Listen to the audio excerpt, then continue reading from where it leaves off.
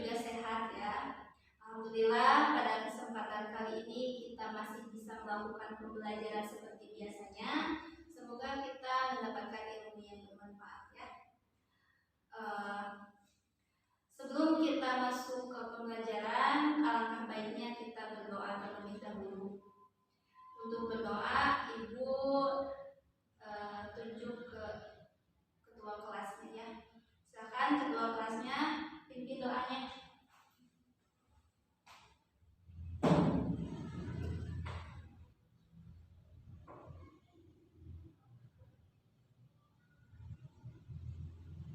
Alhamdulillah.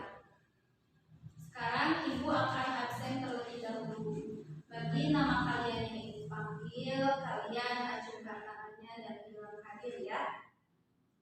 Aas, hadir. Adila, hadir. Ahmad Mubin, Ahmad Nizar, Anggianti, Anggi Pramutia, Anggun Kurniati, Dede Sarita, Eki, Elda, Elin, Ismi, Muhammad Karom, Nopi Oktaviani.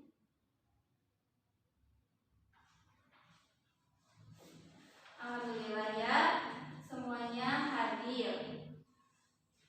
Semoga kehadirannya tetap seperti ini ya, tidak untuk hari ini saja. Nah, sebelum kita masuk ke pembelajaran, Ibu ingin kalian rapihkan dulu tempat duduk kalian supaya belajar kita nyaman ya.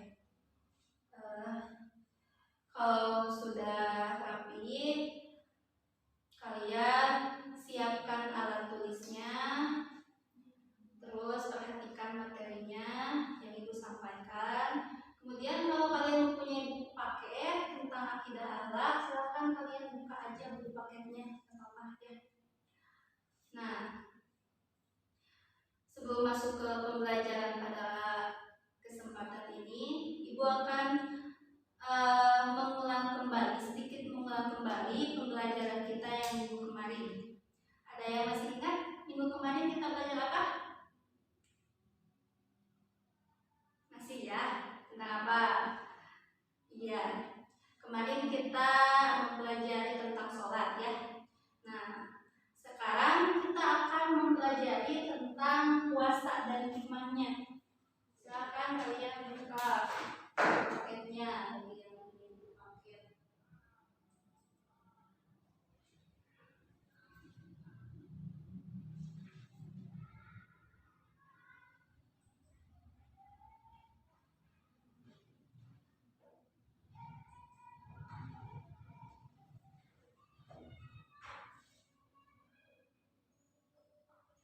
Puasa dan hikmahnya. Puasa itu rukun Islam yang keberapa sih? Ya, puasa itu rukun Islam yang keempat ya. Yang pertama syahadat, yang kedua sholat, yang ketiga zakat, yang keempat puasa, dan yang kelima haji bagi yang mampu. Nah, sub yang akan kita bahas pada pagi ini yaitu mengenai pengertian dari puasa, syarat wajib puasa, kemudian rukun dan sunnah puasa, kemudian makruh puasa, dan yang terakhir yaitu hikmah puasa. Sub yang pertama yaitu mengenai pengertian puasa. Pengertian puasa itu terdiri dari dua pengertian. Yang pertama dari bahasa dan yang kedua dari istilah. Ada yang tahu pengertian dari puasa menurut bahasa? Oke, Ibu jelaskan ya. Puasa menurut bahasa, puasa itu berarti menahan. Dan menurut istilah, puasa itu yaitu menahan diri dari segala hal yang membatalkan puasa, dari terbitnya fajar sampai terbenamnya matahari. Itu pengertian puasa. Sampai sini sudah paham ya? Kalau yang tidak punya buku paket silahkan untuk dicatat ya. Nah, Allah Subhanahu wa Ta'ala telah menurunkan firman-Nya mengenai puasa, yaitu dalam surat Al-Baqarah ayat 183. Ada yang hafal? Ibu bacakan ya. A'udzubillahi minasyaitonirrajim. Bismillahirrahmanirrahim. Ya ayyuhalladzina amanu kutiba alaikumusyamu kama kutiba alal ladzina min qablikum la'allakum tattaqun. Dalam firman tersebut bahwa orang yang melakukan puasa itu yaitu orang yang beriman ya. Karena banyak ya, meskipun seseorang itu agamanya muslim, tetapi ada saja yang tidak melakukan puasa, khususnya pada bulan Ramadan. Maka Allah jelaskan dalam Al-Quran ayat Al-Baqarah, surat Al-Baqarah ayat 183 tersebut, bahwa orang yang melakukan puasa itu yaitu orang yang beriman. Yang selanjutnya mengenai syarat wajib puasa. Silakan kalian bisa tulis ya. Syarat wajib puasa yang pertama tentu harus Islam. Tidak wajib puasa bagi seseorang yang bukan Islam ya. Yang kedua yaitu sudah balik atau sudah mencapai dewasa. Nah, ciri balik di perempuan dan laki-laki itu berbeda ya. Kalau di perempuan, ciri baliknya itu ketika sudah memasuki usia 9 tahun. Dan ciri balik di laki-laki ketika sudah mencapai usia 15 tahun. Nah, kalau sudah usia 9 tahun untuk wanita dan 15 tahun untuk laki-laki, maka diwajibkan untuk berpuasa, khususnya pada bulan Ramadan ya. Yang ketiga, tentunya harus mempunyai akal sehat ya. Karena tidak wajib puasa bagi seseorang yang gila ya. Yang selanjutnya sehat jasmani dan rohaninya, dalam artian tidak dalam keadaan sakit ya, karena kalau orang yang sakit tidak diwajibkan untuk berpuasa. Namun ketika sudah memasuki bulan Syawal dan selanjutnya seseorang yang meninggalkan puasa pada bulan Ramadan karena sakit harus menggantinya dengan qada ya. Yang selanjutnya syarat wajib puasa itu bukan seseorang musafir atau melakukan perjalanan jauh. Karena ketika kita sedang melakukan perjalanan jauh, kita tidak diwajibkan untuk berpuasa. Namun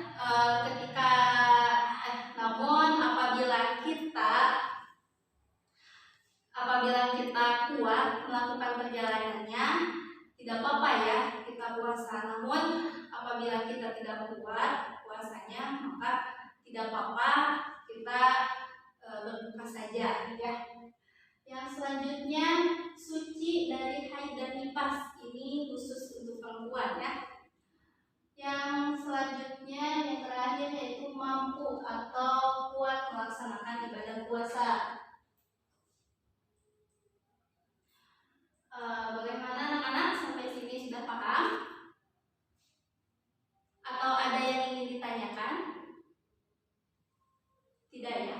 Kalau tidak, ibu lanjutkan ke rukun dan sunnah puasa. Rukun puasa itu ada 3 ya. Yang pertama niat. Niatnya itu sebagian ulama membolehkan melafalkan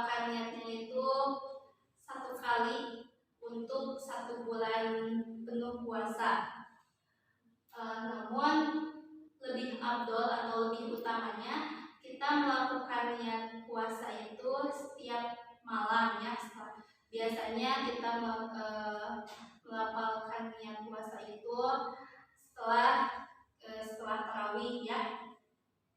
Dan lafaz niat puasa itu kan nawaitu saumagodin an adai pada sahri Ramadana hadisanati lillahi ta'ala. Ini ya, niat puasa apabila kita niatnya di setiap malam, untuk setiap malam ya. Tapi kalau kita ingin membacakan niat untuk 1 bulan penuh, maka niatnya ini nawaitu sauma sahri Ramadana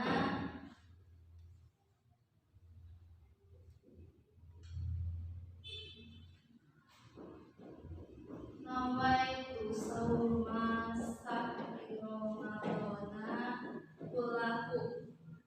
Ini niat puasa untuk jangka 1 bulan penuh ya.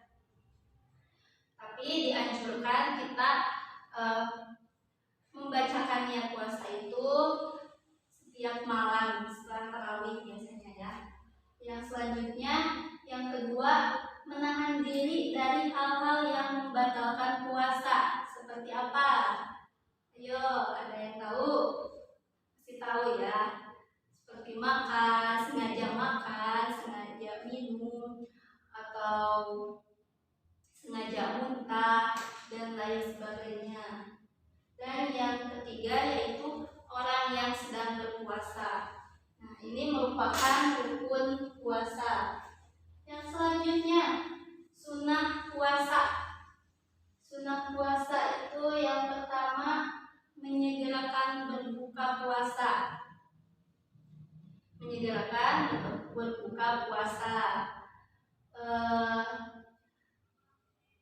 Ada pertanyaannya, ketika kita berbuka puasa, lebih baik kita makan terlebih dahulu atau sholat terlebih dahulu? Ada yang bisa jawab? Ayo.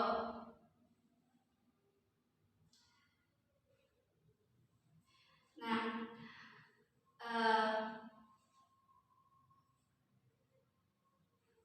tidak ada? Ibu jelaskan saja ya. Ketika berbuka puasa, ini menyesuaikan dengan kondisi kita. Apabila kita lapar ya, kalau kita melakukan sholat, pasti kita akan membayangkan atau memikirkan makanan tersebut, maka lebih baik kita makan terlebih dahulu. Kalau sudah makan, kemudian sholat maghrib. Namun apabila tidak apa-apa, tidak akan memikirkan makanan ketika sholat, maka lebih baik sholat terlebih dahulu, kemudian makan ya, begitu.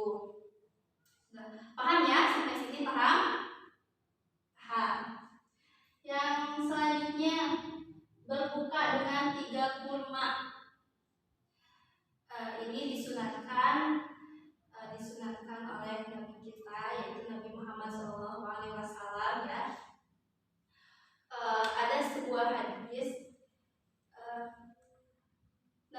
sebuah hadis yang meriwayatkan, ibu lupa itu hadis apa, tapi isinya yaitu Nabi Muhammad selalu berbuka dengan kurma basah, tetapi kalau tidak ada kurma basah maka beliau berbuka dengan kurma kering. Namun ketika tidak ada kurma basah atau kurma kering, maka Nabi Muhammad berbuka dengan minum air putih saja. Nah, maka karena kan di daerah kita jarang ada kurma ya, maka disunatkan untuk kita berbuka itu dengan yang manis-manis ya. Yang selanjutnya yaitu setelah berbuka kita membacakan doa berpuasa. Pasti hafal ya doa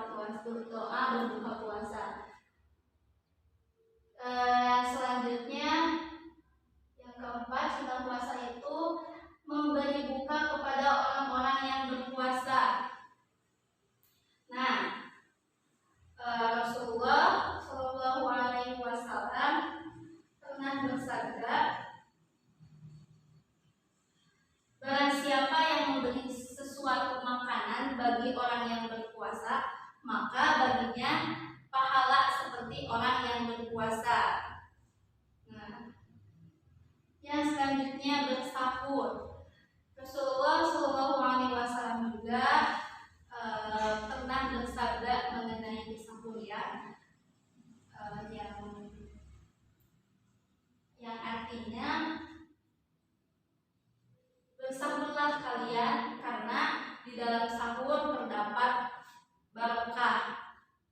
Nah, kalian di sini pasti tidak asing dengan yang dinamakan dengan barokah. Pasti kalian sering mendengarkan kata barokah. Maka sekarang ibu akan bertanya, apa itu pengertian dari barokah? Kalau ada yang tahu, silahkan kalian acungkan tangannya. Tidak ada? Baik, ibu jelaskan ya. Barokah itu, pengertian barokah itu az-ziyadatu khair.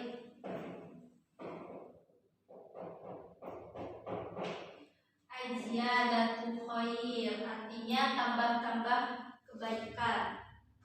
Jadi ketika kita melakukan sahur, maka kita mendapatkan kebaikan tersebut ya. Yang terakhir yaitu mengakhirkan waktu sahur. Mengenai ini Rasulullah pernah bersabda bahwa yang artinya manusia selalu dalam kebaikan apabila apabila manusia menyegerakan buka dan mengakhirkan sahur. Itu ya mengenai sunnah puasa. Bagaimana sampai ini, ada yang ingin ditanyakan? Kalau tidak ada, ibu lanjutkan.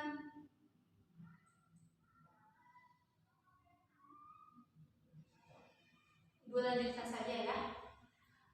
Yang selanjutnya yaitu hal yang makruh saat berpuasa. Ada yang tahu makruh itu apa? Pasti tahu ya. Makruh itu mendekati haram tapi tidak haram ya, tetapi lebih baik kita meninggalkan karena akan mengurangi pahala dari puasa kita. Yang pertama, makruh saat berpuasa itu berkumur berlebihan saat berwudu. Yang kedua, bergunjing atau gibah ya. Yang ketiga, memandang yang bukan mahram secara berlebihan. Apabila memandangnya menggunakan syahwat ya, tidak boleh. Yang selanjutnya, tidur berlebihan. Nah, ketika kita puasakan tidur juga kita mendapatkan pahala. Tapi kalau tidur kita berlebihan, maka hukumnya menjadi makruh ya. Yang terakhir, makruh dari puasa itu yaitu sikat gigi. Tidak apa-apa ya sikat gigi asalkan tidak memakai pasta gigi. Begitu. Bagaimana? Paham ya?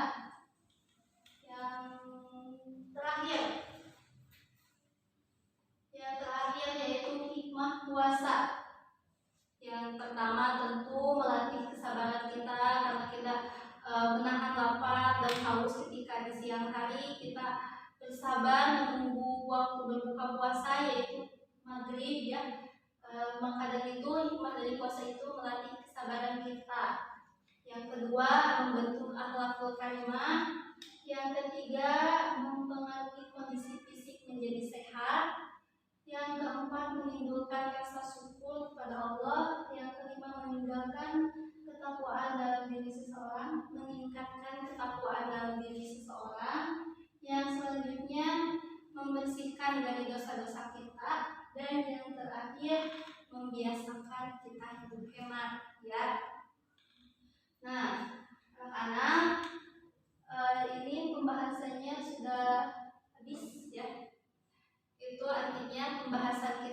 ini sudah selesai. Ibu akan memberikan kalian tugas untuk minggu depan. Tugasnya kalian membuat mind mapping. Kalian membuat mind mapping mengenai puasa sunnah. Puasa sunnah kan banyak ya. Kalian buat mind mapping, kemudian secara berkelompok saja. Kelompoknya kalian tentukan oleh KM saja ya, ditentukan oleh KM.